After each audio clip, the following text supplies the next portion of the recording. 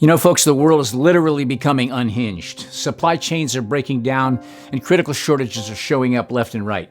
People can sense that the other shoe is about ready to drop, and they're ordering emergency food like crazy, which means you should too, before you can't get any.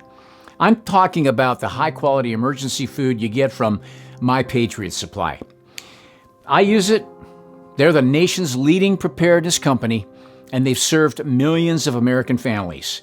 Now they want to help you by giving you $100 off their best-selling 3-month emergency food kit. This food stays fresh for up to 25 years in proper storage, so it will be there when you need it. And the meals in this food kit average over 2,000 calories per day. So don't wait. Go to preparewiththinkaboutit.com and claim your 3-month emergency food kit while you still can. You'll save $100 per kit if you act now. That's preparewiththinkaboutit.com.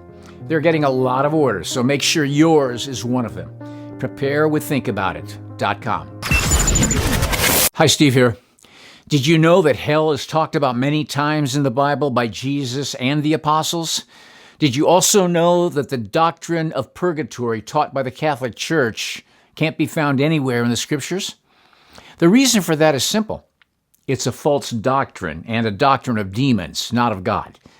An intermediate state of purification between death and heaven for those who die with venial sins, they call them, for an amount of time appropriate to the amount and severity of the sins as deemed by God to remove the temporal effects of sin.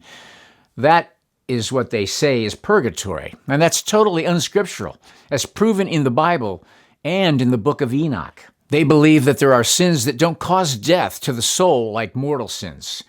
You are either covered by the blood of Jesus Christ through faith in his name and have turned from sin, living by the power that he gives you to be an overcomer, or you are already dead spiritually and will be lost forever when your body breathes its last breath. The so-called purging of your sins is done when you turn from sin and repent and ask Jesus Christ to be the Lord of your life.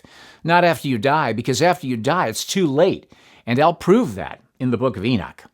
Jesus never taught that, and in fact, the Apostle Paul made it clear that all have sinned and come short of the glory of God, and that unless you receive Jesus Christ, you will be lost no matter what sin you've committed.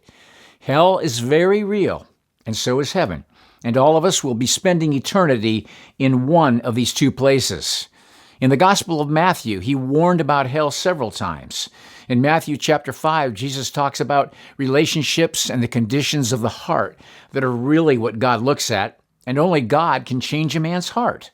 In Matthew chapter 7, Jesus talks more about relationships with other people.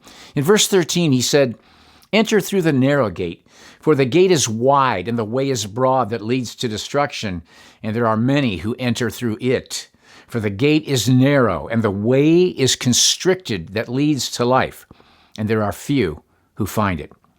The religions of the world and the Catholic Church bring in all of man's doctrines, but not based on the Word of God.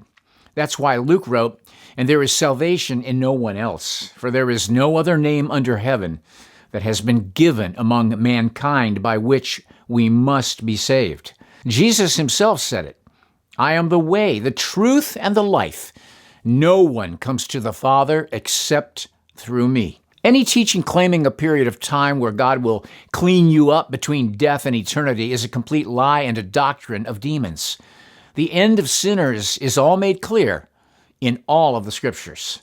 2 Thessalonians chapter 1, verses 8 and 9, 2 Peter chapter 2, verse 4, Revelation chapter 14, verses 9 through 11, Revelation 19 and verse 20, Revelation chapter 20, verses 13 through 15, and many others in the Gospel of Matthew and the Gospel of Luke. If this is the first video you've ever seen on Think About It, I want to make it clear that I've already explained that the book of Enoch was in the original scriptures of the Bible. So what did Enoch have to say about this subject? Enoch never talked about any purgatory either.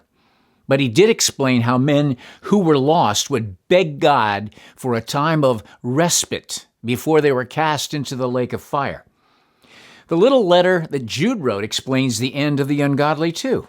Now, I want to remind you, though you know everything once and for all, that the Lord, after saving a people out of the land of Egypt, subsequently destroyed those who did not believe, and angels who did not keep their own domain but abandoned their proper dwelling place. These he has kept in eternal restraints, under darkness for the judgment of the great day, just as Sodom and Gomorrah and the cities around them, since they in the same way as these angels indulged in sexual perversion and went after strange flesh, are exhibited, or an example, in undergoing the punishment of eternal fire. So they're an example for us to heed. Jude also said it was also about these people that Enoch in the seventh generation from Adam prophesied, saying, "Behold, the Lord has come with many thousands of his holy ones to execute judgment upon all and to convict all the ungodly of their ungodly deeds which they have done in an ungodly way, and of all the harsh things which ungodly sinners have spoken against him." These are grumblers, finding fault, following after their own lusts. They speak arrogantly, flattering people for the sake of gaining an advantage. It reminds me of most of our so-called leaders in this country and around the world. In chapter 63 of the book of Enoch, we have the warning being given to the ungodly and the lost of this world. This is the final judgment for the kings and rulers and the wicked, ungodly people of this earth before they're cast into the lake of fire for eternity. Listen carefully as Enoch tells us what they will be saying to God. They will beg God for a chance to repent, but that chance is gone, proving that there is no purgatory or second chance after this body is dead. In those days shall the mighty and the kings who possess the earth implore him to grant them a little respite from his angels of punishment to whom they were delivered, that they might fall down and worship before the Lord of spirits and confess their sins before him. And they shall bless and glorify the Lord of spirits, saying, "Blessed is the Lord of spirits, and the Lord of kings, and the Lord of the mighty, and the Lord of the rich, and the Lord of glory, and the Lord of wisdom. And splendid in every secret thing is thy power from generation to generation, and your glory forever and ever. Deep are all your secrets, and innumerable, and your righteousness is beyond reckoning. We have now learned that we should glorify and bless the Lord of kings, and him who is king over all kings. And they shall say, Would that we had rest to glorify and give thanks and confess our faith before his glory. And now we long for a little rest, but find it not. We follow hard upon and obtain it not. And light has vanished from before us, and darkness is our dwelling place forever and ever. For we have not believed before him, nor glorified the name of the Lord of spirits, nor glorified our Lord. But our hope was in the scepter of our kingdom, and in our glory, and in the day of our suffering and tribulation he saves us not, and we find no respite or rest for confession that our Lord is true in all his works, and in his judgments, and in his justice, and his judgments have no respect of persons. And we pass away from before his face on account of our works, and all our sins are reckoned up in righteousness.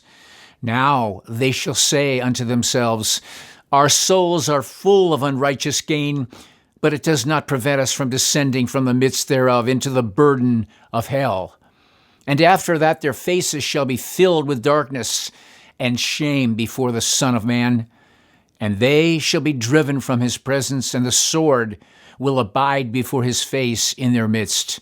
Thus spoke the Lord of spirits, This is the ordinance and judgment with respect to the mighty, and the kings, and the exalted, and those who possess the earth before the Lord of spirits. The Apostle Paul told the Corinthians, and working together with him, we also urge you not to receive the grace of God in vain, for he says, At a favorable time I listened to you, and on a day of salvation I helped you.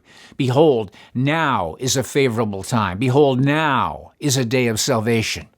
If you've never given your life to Jesus Christ, and you'd like to, There's a link that I leave in the description box below. Go down there now and pray that simple prayer, and if you mean it in your heart, you will be saved. Think about it.